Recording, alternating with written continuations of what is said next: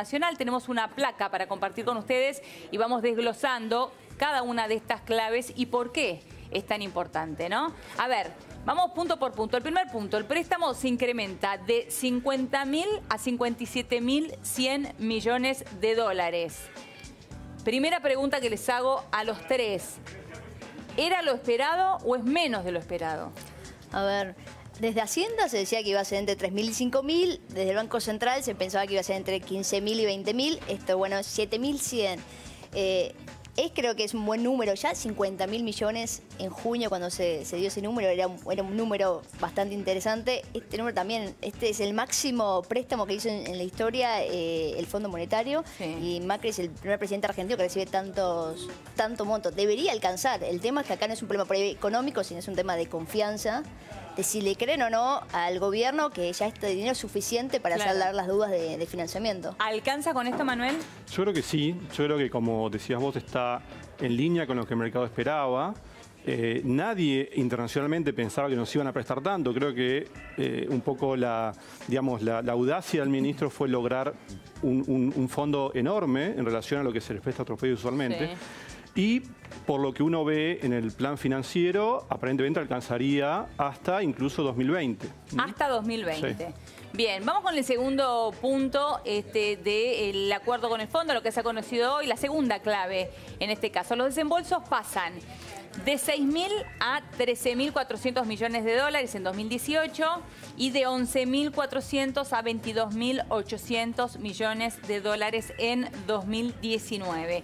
Esto quiere decir que se adelanta el cronograma de desembolsos. A ver, sí. ¿Qué quiere decir esto? Y este es el dato, en realidad, en línea con lo que decía Sofía, un poco la incertidumbre que había detrás de toda esta volatilidad cambiaria era si la Argentina iba a poder contar con los dólares para cumplir con los vencimientos de deuda que tenía lo que debe este año, y fundamentalmente en 2019 el cambio de este cronograma y la aceleración de los desembolsos, lo que implican es de alguna manera garantizar que esos fondos van a estar disponibles para que la Argentina los use y despejar estas dudas en cuanto al cumplimiento del programa financiero y si Argentina iba a poder contar con las divisas suficientes para respaldar sus compromisos y no tener que o bien despejar esos fantasmas de default o bien buscar fuentes de financiamiento alternativas, que incluso Duhovne lo dejó entrever cuando planteando que con estos fondos tal vez la Argentina podría financiarse en los mercados, no sería necesario, pero podría hacerlo, y que estos fondos pasen a computarse o pensando en vencimientos o en compromisos más allá de los años donde están ejecutados. Creo que esa es un poco la clave, que lo que se busca es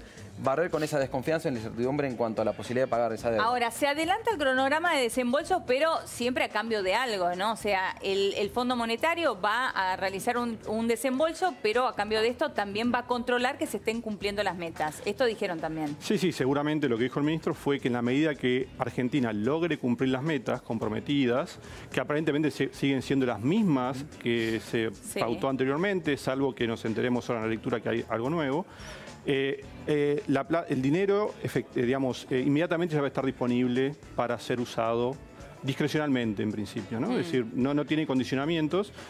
Obviamente el condicionamiento es las metas, que apuntan a una métrica de inflación y una métrica de... claro, exactamente, de equilibrio fiscal, que aparentemente estaría sobrecumplida, ¿no? La única meta que hasta el día de hoy no resultó buena fue la inflación. Claro. La meta fiscal se está sobrecumpliendo. Que ahí apunta justamente el anuncio de Sandleris de hace un ratito. Pero te hago una pregunta, Sofía, porque hay 15.000 millones que ya fueron girados a la Argentina. Esos son adicionales. Los que hay hasta este año, 13.400, que a diferencia de la vez pasada no son precautorios. Es decir, que llegan en el momento exacto y el gobierno los puede disponer cuando quiere. A ver, lo anterior era precautorio. ¿Qué quería decir? Los teníamos ahí, esperando por si los necesitábamos. Fue por ahí otro corset del gobierno mismo que dijo, son precautorios, no los vamos a utilizar porque saben que están, pero nosotros vamos a ir al mercado externo a buscar el dinero. Bueno, no funcionó porque no había mercado externo, entonces dejó de ser precautorio. Claro. Esta vez directamente dijeron no van a ser precautorios, en caso de necesitarlos, los tenemos. Y están acá y son de acá a fin de año 13.400, es bastante. Además de los 15.000. Además de los 15.000 que ya se entregaron. Claro. Estos son adicionales. Y ya se usaron. Y la mayoría ya se usaron. ¿No? 7.500 usaron en las reservas del Banco Central. Claro. Sí, cuando uno mira la evolución de las reservas, desde que ingresaron esos 15.000 millones hasta hoy, bueno, el monto subió en ese día, después día a día, en lo que fue la corrida cambiaria entre subastas, intervención directa y otros compromisos, y ese monto ya se utilizó para diferentes cuestiones y ya no está. Lo que se busca con esto es también dar una mayor señal de fortaleza en las reservas del Banco Central, sumado, bueno, al swap con China que se está negociando su ampliación, otras herramientas, buscándole dar mayor espalda al Banco Central, pensando en una necesidad de intervenir sobre el mercado cambiario con este nuevo esquema. Ahora, cuando vos decís, y esto se lo pregunto a los tres, ¿no? Vos decís, bueno, y además el swap con China, ¿quiere decir entonces que más allá de que estemos hablando de un monto importante, interesante, histórico, como decía recién Sofía, de préstamo del fondo, necesitamos más plata entonces? Sí, si no, ¿por qué estaríamos buscando el swap con China? No, también es una cuestión de respaldo y de fortaleza, de mostrar que en el caso de ser necesitados o de necesitar usarse por alguna eventualidad o por algún shock cambiario o algún evento inesperado, está disponible eso y no genera una volatilidad o una cuestión de debilidad en la economía mayor. Yo creo que no vamos a necesitar más dinero. Yo creo que ya con estas promesas de desembolso, las metas, seguramente la de inflación se van a repautar, las fiscales van a sobrecumplirse. Yo creo que esta crisis en algún sentido fue muy, sui generis, ¿no? Es decir, nadie se explicaba por qué pasó lo que pasó. Es decir, ¿en qué sentido sui generis? Porque... Y que no había los fundamentals, más allá de uno puede jugar con algunas ideas, pero no tendría por qué haberse generado, no hubo demasiadas razones. Más allá de que hubo efectivamente un shock climático, un shock externo, una reversión de capitales desde Argentina. Bueno, ahí están entonces. Pero claramente el mercado sobrereaccionó. Y sobrereaccionó porque habían entrado muy rápidamente muchos capitales de corto plazo para aprovechar, digamos, las tasas en pesos tan altas que cuando empezaron a desconfiar mínimamente empezaron en manada a irse. Pero, digamos, ¿y por qué el mercado sobrereaccionó entonces? Bueno, ¿qué crees? Sobrereacciona porque hay muchos movimientos de corto plazo que buscan hacer arbitrajes de tasas en el mundo. Es decir, ¿hubo mucho oportunismo? Sí, siempre hay oportunismo en la economía. Claro. Todos, digamos, estamos tratando de hacer lo mejor que podemos. En Argentina, en particular, tiene una genética propia que cuando sucede algo con el tipo de cambio, nosotros, al margen de los fondos internacionales, nosotros salimos a darle más volatilidad al tipo de cambio. Entonces, pues somos dólar dependientes, exacto, los argentinos, ¿no? Sí, en realidad, más que dólar dependiente, nos cubrimos con el dólar. Para nosotros el dólar es un seguro. Sí. Que cuando estamos bien y nos vamos a Miami, no nos rinde nada. Es más, tenemos un costo de guardar una caja de seguridad, etcétera. Pero cuando el ciclo económico revierte, ahí paga mucho tener dólares. Entonces es como, el dólar funciona como un seguro, porque no hemos logrado generar otro tipo de seguro. Claro, bueno, también como economía. Funciona como un seguro por la historia de la Argentina, exacto. ¿no? Porque hay mucha gente que ha quedado en el camino, que se ha quedado con plata Exacto. en los bancos. Totalmente. La inflación que Totalmente. sistemáticamente erosiona, ¿no? el ahorro en pesos. Exactamente. El dólar es nuestro seguro porque como sociedad no logramos tener un mercado de capitales que nos permita ahorrar en pesos. Sí. Entonces el dólar es nuestro seguro y lo acumulamos de forma como trataríamos un seguro contra incendios, por ejemplo. Claro, está bien. ¿No? Así funciona en nuestra, digamos, en nuestra decisión la idea de tener dólares y comprar dólares para asegurarnos contra justamente cambios en el ciclo económico, ¿no? Claro. Desempleo, nos quedamos sin trabajo, tenemos dólares, aumentan los precios, tenemos dólares. Y de esa manera estamos cubiertos. Sí, Exacto. es interesante agregar lo que comentaban, que mismo Dos Jóvenes cuando planteó él explicando este nuevo acuerdo con el fondo, lo que plantea es que Argentina no tendría necesidad de ir a los mercados a emitir nueva deuda el año que viene contando con estos fondos. Que si lo hiciera sería adicional a los fondos que ya cuentan, pero de alguna manera desterrando esa duda de si es necesario endeudarse para financiar la transición o el déficit fiscal. Lo que plantea es que con estos fondos las necesidades de divisas ya están cubiertas. Por lo menos eso es lo que planteó Dos Jóvenes en el anuncio. Y cuando se habla con los economistas, las consultoras privadas coinciden con esto. El tema es que si hay una crisis de confianza y todos deciden no renovar la deuda que tienen con Argentina y van a pedirle la deuda, no va a haber dinero que alcance. Ahí está la clave. Ahí está el problema. Justamente. En los parámetros Sofía, básicos se cree claro. que este dinero que se está ahora teniendo acceso justamente contemplaría esa posibilidad de que no te renueven, un supuesto muy conservador de no renovación de deuda, salvo la que es la deuda en pesos, que vos podés tener, digamos, cubierta con este dinero del fondo. Yo creo, como para, digamos, ver una visión más panorámica del tema, yo creo que han sido dos muy buenos anuncios para la economía argentina, que a nivel de la ciudadanía lo vamos a ver quizá en un tiempo. Pero, digamos, desde el punto de vista económico y financiero son excelentes anuncios. Los dos últimos que hicieron, primero ir a déficit cero. Sí. En última instancia, lo que respalda el valor del dinero que tenemos y de la deuda que le compramos al Estado es el superávit fiscal del Estado que va a tener en el futuro. Sí. Si el Estado tiene las cuentas ordenadas y es responsable fiscalmente, el dinero que tenemos vale mucho. Es decir, gasta menos de lo que le ingresa. ¿Sí? Exacto. ¿Por qué? Y Porque llegamos si no, a ese equilibrio que tanto necesitamos. ¿cuándo vale poco el dinero? Cuando el Estado va a endeudarse o emitir más dinero para pagar las deudas que tiene. Y eso los mercados ya lo descuentan. Sí. La economía funciona con expectativas 100%. Lo que pasó ahora fue un juego de expectativas. El mercado estaba viendo que en el futuro, quizá dentro de 1, 2 o 3 años, era poco probable que Argentina pudiera solventemente hacer frente a toda la deuda que había tomado. Claro. Entonces, anticipándose a eso, ya salieron a vender deuda y a irse a Argentina.